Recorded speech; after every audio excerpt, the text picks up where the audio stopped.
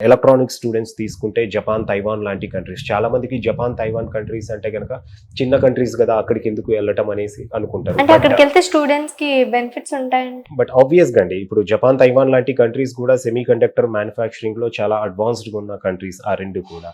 So, అలాంటి కంట్రీస్‌కెళ్ళటం వల్ల వీళ్ళు అక్కడున్న టెక్నాలజీ ఏంటనేసి తెలుసుకోవడానికి ఒక అవకాశం అనేది ఉంటుంది. సో, తిరిగి ఇండియాకొచ్చిన తర్వాత కూడా వాళ్ళకు ఆపర్చునిటీస్ అంటే అనేవి బిజినెస్ బాగా పెట్టుకోవడానికి కూడా ఈవెన్ మనకి బిజినెస్ స్టార్టప్స్ వైపు కూడా వెళ్ళటానికి అవకాశం అనేది ఉంటుందన్నమాట. సో అట్లా కోర్స్ బట్టి వీళ్ళు అంటే ఈ ఫారిన్ ఎక్స్చేంజ్ ప్రోగ్రామ్ అనేది ఆ యూనివర్సిటీలో అంటే యూనివర్సిటీతో వాళ్ళు కొలాబరేట్ అయ్యారు, ఏ కంట్రీలో ఆ ప్రోగ్రామ్కి ఇంపార్టెన్స్ ఎక్కువ ఉంది అనేది తెలుసుకొని ఫారిన్ ఎక్స్చేంజ్ ప్రోగ్రామ్కి అనేది వెళ్ళటం వల్ల బెనిఫిట్స్ అయితే డెఫినెట్గా ఉంటాయండి. ఒక్కొక్క కంట్రీలో ఒక్కొక్క టెక్నాలజీకి పరంగా కొంత బెనిఫిట్స్ ఉంటాయి కాబట్టి అక్కడికి వెళ్ళడం వల్ల స్టూడెంట్స్కు మోర్ అంటే ఎక్స్పోజర్తో పాటు మోర్ నాలెడ్జ్ అండ్ స్కిల్ అనేది గెయిన్ చేసుకోవడానికి అవకాశం అనేది ఉంటుంది.